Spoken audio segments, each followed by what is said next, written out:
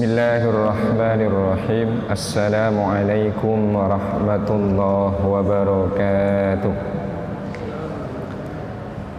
Alhamdulillah wassalatu wassalamu ala rasulillah wa ala alihi wa sahbihi wa mawala wa la hawla wa la quwwata illa billah, amma ba'du.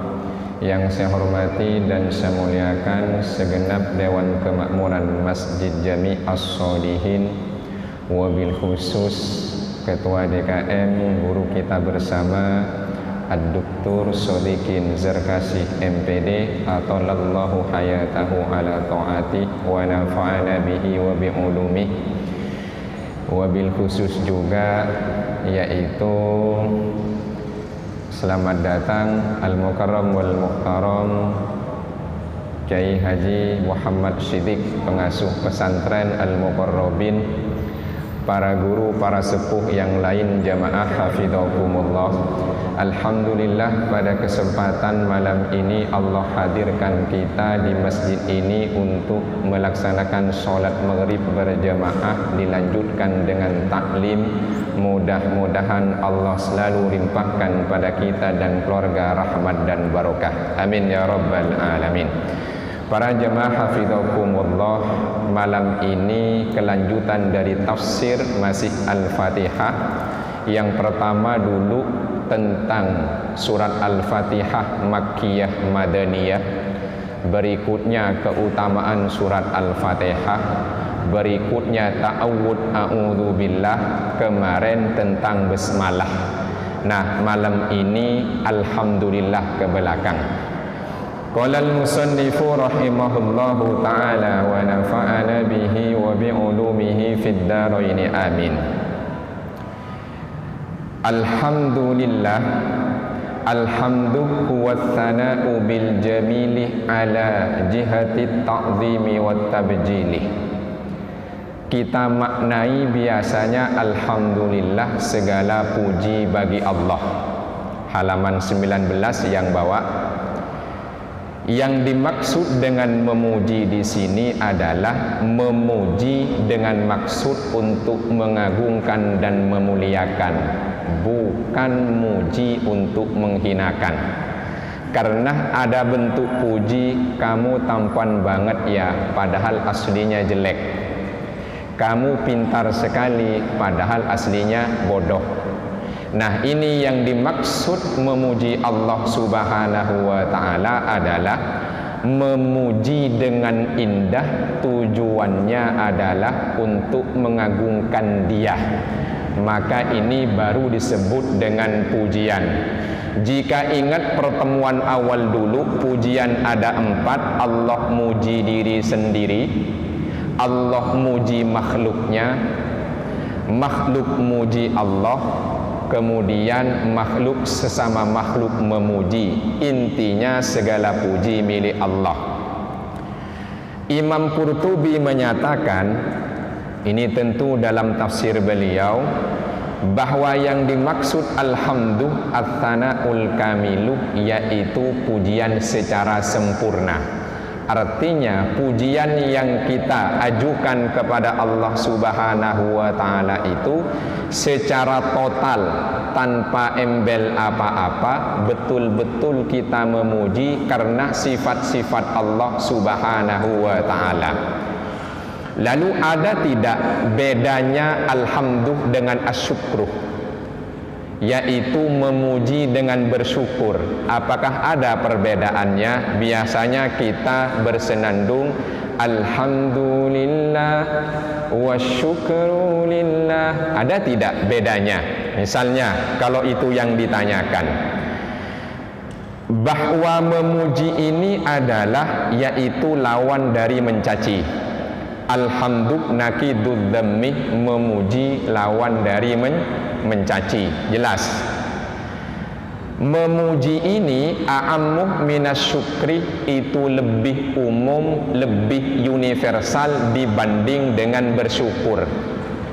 Jadi orang memuji kepada Allah dengan bersyukur kepada Allah ini jauh lebih global, lebih umum, lebih universal memuji dibandingkan dengan bersyukur. Kenapa?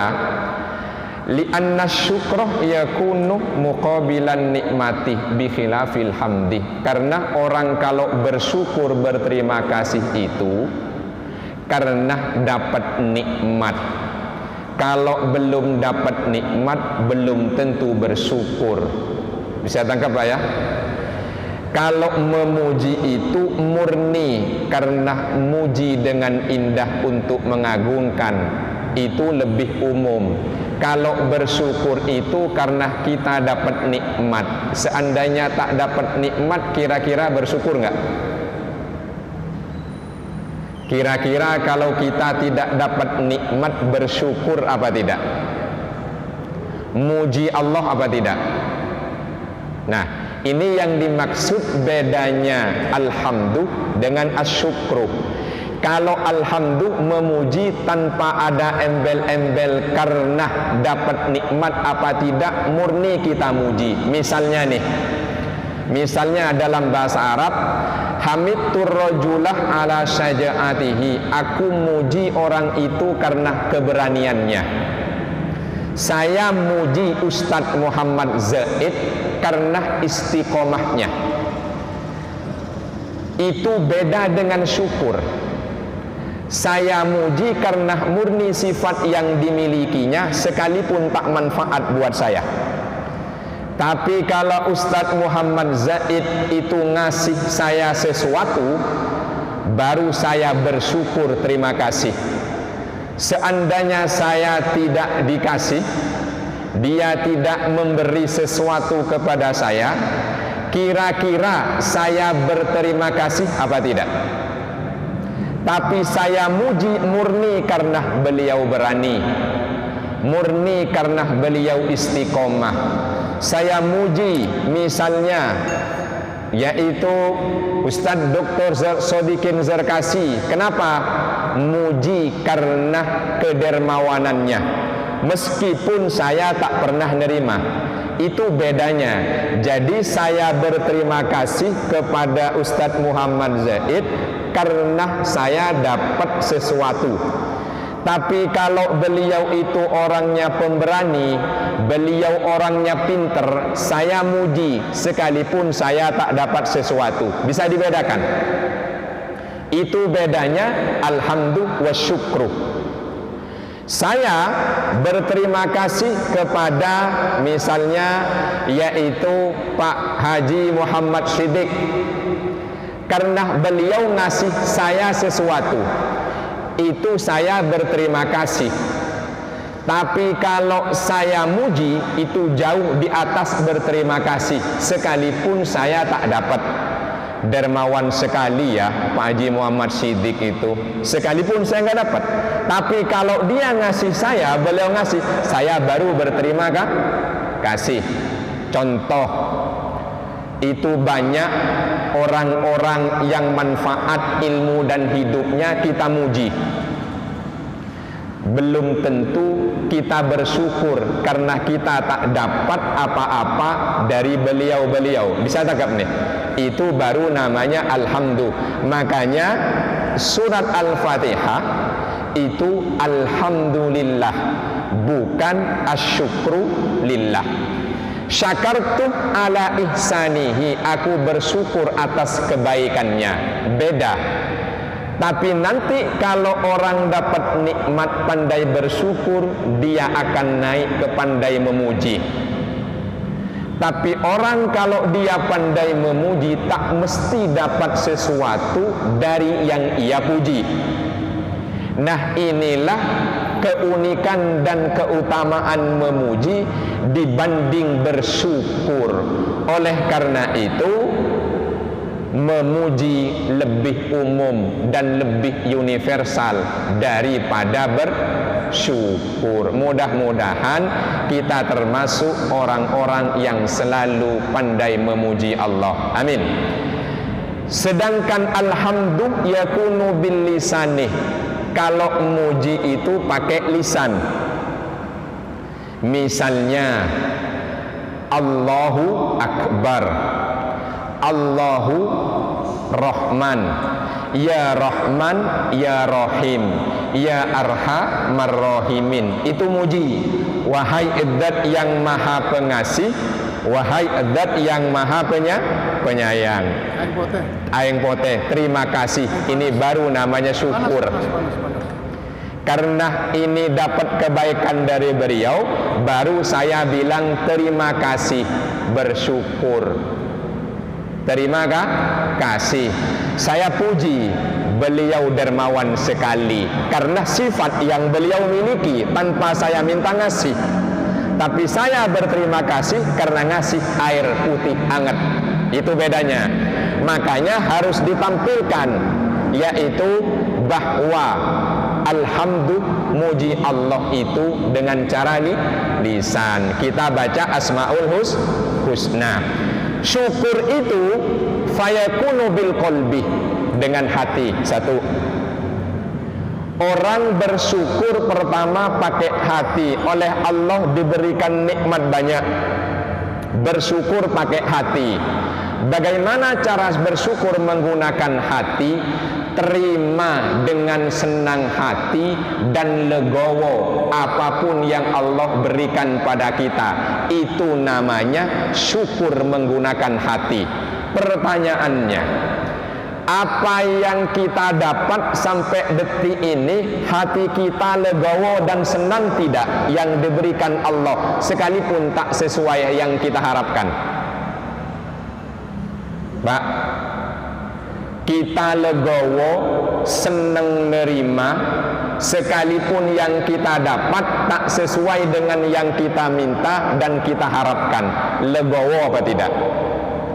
Kalau ternyata tidak senang, ternyata tidak legowo dengan yang Allah berikan pada kita, berarti hati kita tak pandai bersyukur kepada Allah Subhanahu wa ta'ala. Contoh, saya ngasih sesuatu misalnya kepada tetangga saya, yang dia dapat tak sesuai yang dia mau, menggerutu di hati. Kayak gini dikasih, tak legowo, tak senang terhadap yang saya beri. Itu namanya tak pandai bersyukur dalam hati, sekalipun tak terucapkan. Tapi syukur kepada Allah pertama menggunakan hati. Hati harus senang, hati harus bahagia, merasa puas, karena itulah yang terbaik dari Allah Subhanahu wa ta'ala. Jangan karena kita minta A, Allah kasih B, lalu tidak senang. Padahal lebih banyak Allah kasih tanpa kita minta. Benar apa tidak? Kita minta 1, 2, 3, yang dikasih 2, 1 belum.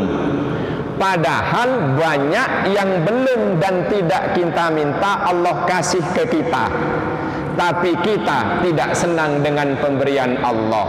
Ini namanya orang tak pandai bersyukur menggunakan hati. Yang kedua, wal lisani, menggunakan lisan. Syukur kepada Allah menggunakan lisan. Bagaimana caranya? Yaitu dengan cara banyak memuji Allah Subhanahu wa ta'ala. Kira-kira banyak nyebut nama Allah apa tidak? Kan itu pertanyaannya. Insya Allah sering ya nyebut ya. Sering. Biasanya nyebutnya kalau lagi susah. Kalau lagi nikmat dan mudah lupa. Kalau lagi susah baru sering nyebut Allah. Kita lebih dekat pada Allah saat senang apa susah?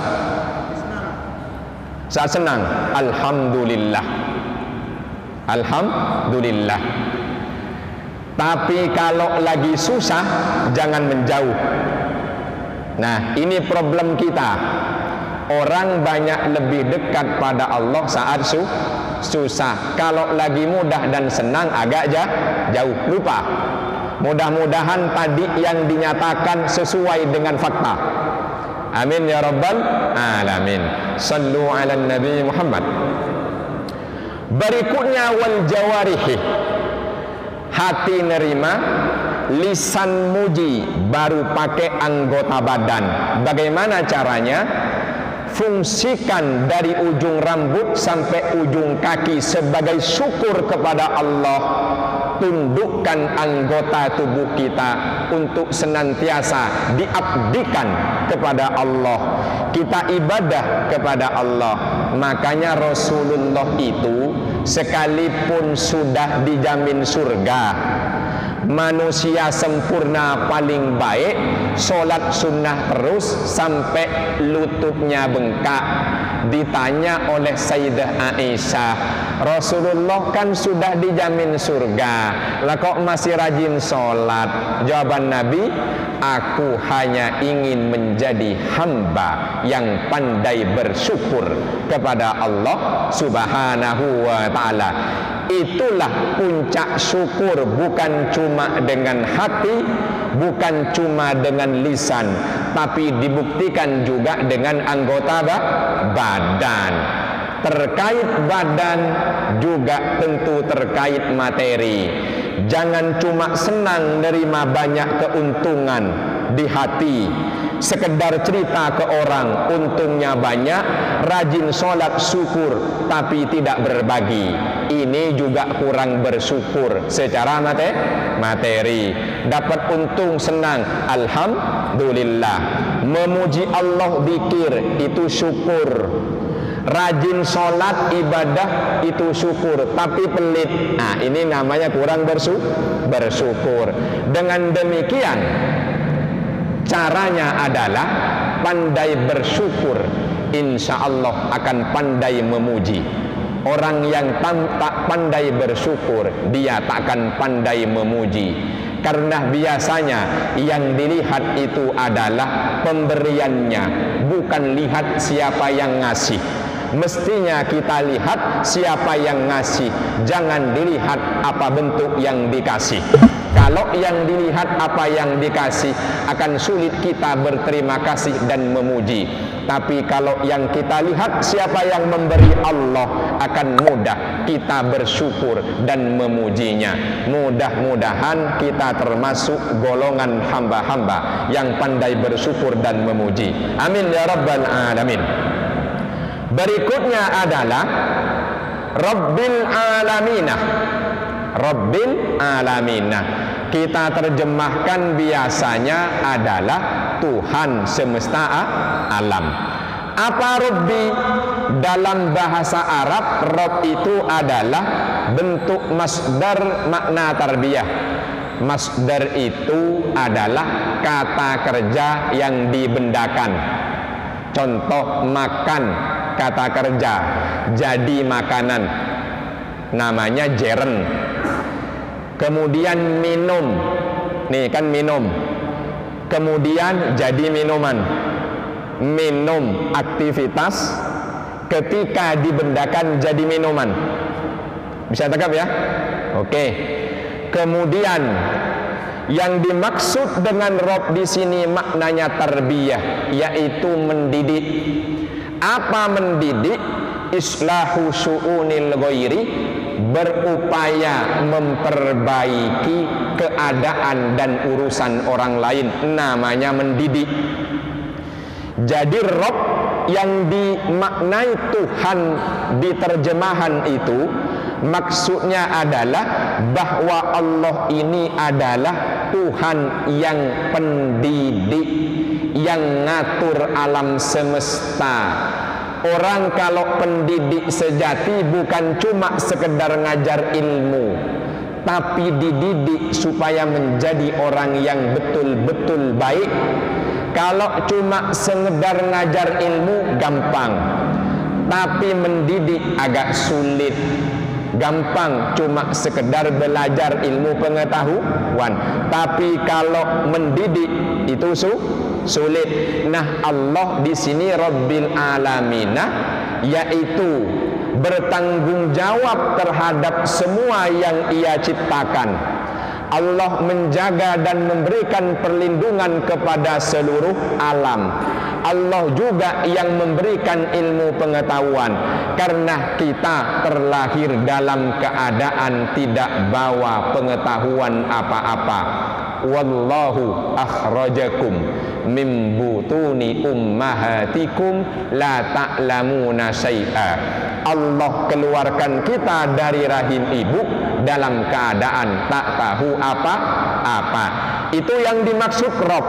Makanya beda dengan ilah, Rabbil Alaminah. Kemudian alam itu apa? Alam itu adalah yaitu al-akil, yaitu makhluk ciptaan Allah yang berakal. Di antaranya yaitu adalah satu al-ins, manusia, yang kedua al-jin, jin, yang ketiga al-malaikah, malaikat. Ada yang menyampaikan Abu Ubaidah dan Al-Farra namanya asyayatin. Jadi yang dimaksud alamin di sini adalah yang berakal, jin, manusia, malaikat dan setan. Semuanya makhluk Allah. Allah yang ngatur, Allah yang melindungi, Allah yang menjaga, Allah juga yang memberikan pengetahuan. Dengan demikian tidak ada yang layak untuk menjadi Tuhan. Allah ngurus alam sendirian, tak pernah kelelahan. Allah ngurus alam tak ada teman, tak pernah ada keluhan. Makanya Rabbil Alamin, ibu rumah tangga itu namanya Rabbatul Bait. Bahasa Arabnya ibu yang ngurusin rumah namanya Rabbatul Bait, yang ngurusin rumah tangga. Allah Rabbul Alamin. Jadi yang di rumah tak pernah lelah ngurusin kita, istri, ngurusin anak, ngurusin rumah. Makanya Rabbatul Bait, Allah juga tak pernah lelah, tak pernah ngeluh. Dengan demikian maka Rabb itu bisa bermakna Malik, yaitu yang menguasai, muslih yang memperbaiki, ma'bud yang disembah, muto yang ditaati. Kalau kita sudah tahu bahwa Allah itu Rabbul Alamin, mestinya kita tunduk hanya ibadah kepada Allah Subhanahu wa ta'ala. Mestinya kita patuh kepada Allah Subhanahu wa ta'ala. Ini yang harus kita sadari tentang makna Alhamdulillahi Rabbil Alamin. Cuma Rabb ini bisa dipakai buat selain Allah, hanya saja harus disandarkan. Contoh, Rabbul Ibil artinya pemilik onta. Rabbul Ibil, pemilik onta. Tapi kalau kepada bos tuan, jangan bilang Rabbi, tapi Sayyidi wa Maulaya. Ya Sayyidi, ya Maulaya. Jangan bilang Rabbi. Sekalipun Rabbun maknanya adalah penguasa, bos. Rabbatul Bait, Rabbul Ibil, pemilik onta. Itu makna Rabbi. Kalau dikaitkan dengan Alhamdulillahi Rabbil Alamin, kita memuji Allah karena Allah menciptakan kita, Allah ngasih rezeki pada kita, Allah ngasih pengetahuan pada kita, Allah melindungi kita, Allah menjaga kita. Layak kita sejatinya memuji Alhamdulillah. Pertanyaannya, lebih banyak mana kita memuji dengan menerima nikmat dari Allah?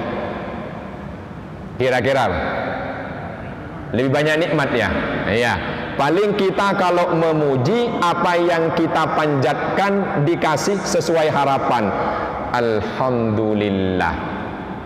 Kalau tak sesuai, apa bilang Alhamdulillah? Tetap cuma hatinya tidak nerima. Bagaimana dengan yang tidak kita minta? Banyak yang Allah berikan pada kita. ternyata lebih banyak nikmat yang Allah kasih tanpa diminta daripada nikmat yang kita minta. Mudah-mudahan senantiasa masuk kategori orang yang dapat nikmat. Amin. Berikutnya Ar-Rahmanir Rahim. Ar-Rahman Ar-Rahim biasanya diterjemahkan pengasih, biasanya penyayang. Sudah lewat dulu sebetulnya. Ini perkata Ar-Rahman Ar-Rahim ini menurut ulama kebanyakan Rahman itu adalah sifat Allah yang maha punya rahmat diberikan kepada siapapun makhluk ciptaannya, baik yang kafir maupun yang beriman, baik yang maksiat maupun yang taat, dapat Rahman. Rahim itu di akhirat. Tapi ada yang menarik. Ibnul Qayyim Al-Jauziyah menyatakan Ar-Rahman itu sifat Allah karena Allah itu penuh rahmat. Allah itu penuh rahmat, makanya sifatnya Rahman. Ar-Rahim itu pelaksanaan dari Rahmannya. Bisa tangkap nih. Jadi rahmat, kasih sayang.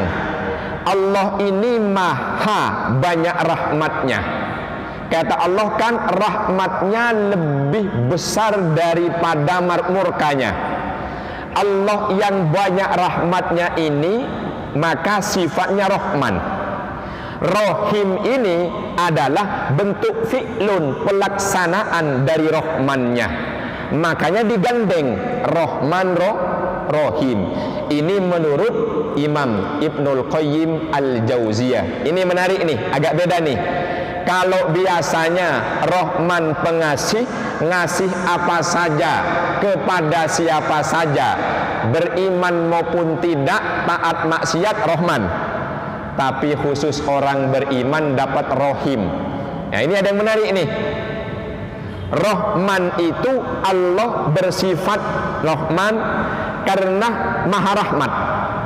Rahim itu adalah pelaksanaan perbuatan Allah dari sifat Rahmannya. Makanya digandeng di mana-mana Rahman Rahim. Bismillahirrahmanirrahim. Alhamdulillahi rabbil alamin. Ar-Rahmanirrahim. Digandeng. Bagaimana cara kita memahami? Mudah. Yang pasti Allah Rahman, yang pasti Allah Rahim, rahmatnya lebih besar daripada murkanya. Allah ngasih kepada siapa saja, Allah tetap Rahman. Milih orang tertentu, Allah tetap Rahim. Cuma pertanyaannya, kita lebih banyak memiliki murka apa rahmat? Kita sebagai hamba Allah lebih banyak memiliki kasih sayang untuk orang lain, atau kita lebih banyak memiliki kemurkaan dan kemarahan kepada orang lain? Kita sering murka ya. Nah, itu kebalik. Ternyata kita daripada sering ramah, sering merahmati orang lain, lebih sering kita melaknat, lebih sering kita murka kepada orang. Sementara Allah jelas mengatakan bahwa rahmatku jauh lebih besar daripada murkaku. Sementara kita, murka kita lebih banyak daripada rahmat kita. Nah, ini harus dibalik maksudnya. Setelah ngaji, Allah itu Rahman Rahim. Bayangkan seandainya rahmat Allah itu digantungkan dengan syarat kita harus taat, kira-kira kita dapat banyak enggak nih? Seandainya rahmat Allah diberikan kepada hambanya berdasarkan karena taat, berdasarkan banyak tidaknya taat, maksiat dikurangi, taat ditambah, kira-kira kita masih banyak dapat rahmat apa banyakan dapatnya laknat? Coba bandingkan nih. Kalau taat dapat rezeki banyak, nikmat. Kalau maksiat dikurangi. Kira-kira masih ada enggak? Masih ada sisanya? Jangan-jangan tekor.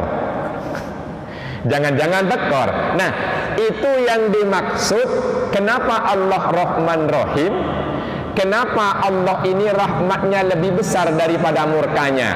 Seandainya tadi berdasarkan reward dan punishment, kalau kita terapkan, yang taat, yang berprestasi dikasih, yang dia melanggar dikasih sanksi. Banyakan mana kira-kira? Jangan-jangan kita sering dapat sanksi minus. Itulah rahmat Allah Subhanahu wa ta'ala. Coba kalau kita yang menerapkan, kira-kira sering ngasih sanksi apa ngasih reward? Seringan sanksi. Itu problem kita. Shallu ala Nabi Muhammad. Kemudian berikutnya, Rahman ini khusus Allah. Rahim boleh digunakan untuk selain Allah. Contoh, wa kana bil mu'minina rahima. Rasulullah bil mu'minina raufur rahim. Nah, ini. Jadi Allah bil mu'minina rahima, Rasulullah bil mu'minina raufur rahim.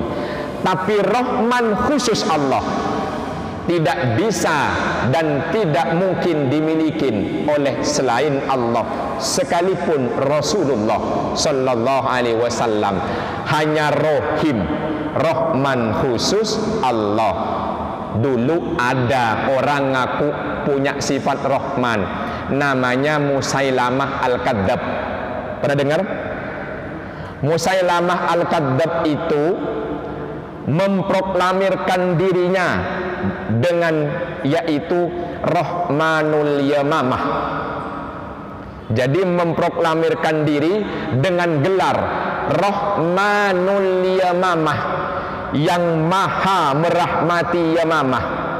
Tapi ternyata bukan menjadi pemberi rahmat, tapi dapat laknat dari Allah Subhanahu wa ta'ala.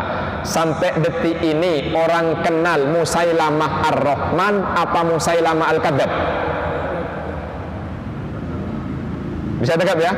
Sampai detik ini orang kenalnya Musailamah Al-Kadzab, sekalipun dulu memproklamirkan diri Rahmanul Yamamah, yaitu mau niru sifat Allah. Tidak bisa, hanya Allah yang berhak atas sifat Rahman. Rasulullah pun cuma dikatakan Raufur Rahim, bukan Raufun Rahman. Dengan demikian kita bisa niru Rahim karena pelaksanaan. Jadi kalau versi Ibnu Taimiyah tadi, Ibnul Qayyim Al-Jauziyah, Rahim itu pelaksanaan dari rahmat yang dimiliki Allah. Karena yang komprehensif rahmatnya hanya Allah, sehingga punya sifat Rahman. Rahimnya sebagai bentuk pelaksanaan dari Rahman. Kita ini niru Rahimnya Rasulullah. Contoh misalnya nih, Pak, nih guru kita Dr. Sodikin Zerkasi, beliau orangnya baik, ada mahasiswanya nggak lulus mau dinaikkan. Itu berdasarkan kerahmanan apa kerahiman? Kerahiman kan? Ini karena kerahiman beliau ente lulus. Enggak bilang bukan karena kerahmanan, tapi karena Rahman hanya milik Allah. Rahim boleh, tapi jangan ngaku-ngaku, laksanakan. Karena Rahim tadi adalah bentuk pelaksanaan dari sifat Rahman yang punya banyak rahmat. Nah, ini yang penting kita sebarkan. Makanya Rasulullah itu wa ma arsalnaka illa rahmatal lil alamin. Nah, mudah-mudahan kita masuk bagian yang menebar rahmat, bukan laknat. Amin ya rabbal alamin. Maliki yaumiddin, Malik yang merajai Malik yang menguasai. Ad-din itu kita terjemahkan biasanya agama, tapi di surat Fatihah ini bukan agama, yaitu adalah al-jaza' wal hisab. Kalau diterjemahkan lurus, Maliki yaumiddin, yang merajai hari agama, nanti hari besar. Yang dimaksud ad-din, al-jaza' wal hisab, nanti hanya Allah yang menjadi pemutus satu-satunya di hari pembalasan, di hari perhitungan. Siapapun tak bisa lolos. Di dunia bisa lolos mungkin, di akhirat tak bisa lolos. Secara dohir dunia lolos, dihisab malaikat lolos, Allah bilang tidak lolos. Contoh ini masyhur, ada orang dermawan, rajin nyumbang ke masjid, dicatat sama malaikat. Bagus kan? Rokib. Satunya ahli Quran, sering melantunkan, dicatat. Dicatat. Satunya yaitu adalah orang yang ahli ibadah, dicatat. Lolos, hisab lolos, kata Allah. Enggak. Yang A, dia itu dermawan, nyumbang masjid, kamu catat bagus, ya, tapi cuma pengen ke sohor, nggak lolos. Pengen dipuji orang. Yang ahli Quran lolos malaikat hisab, kata Allah. Enggak, dia lantunin Al-Quran cuma pengen orang itu takjub dan memuji, nggak lolos. Padahal lolos, dunia lolos, akhirat lolos, malaikat enggak lolos. Yang satu rajin ibadah, lolos catatannya. Ya Allah, ini catatannya. Kata Allah, enggak. Dia cuma apa? Yuraunan nasah. Hanya ingin dilihat orang bahwa dia rajin ibadah paling duluan dan terdepan. Hanya Allah yang menguasai. Malik yaumiddin. Silahkan semau kita memutuskan hukum, mengadili orang. Lolos dunia tapi tak lolos kelak di akhirat.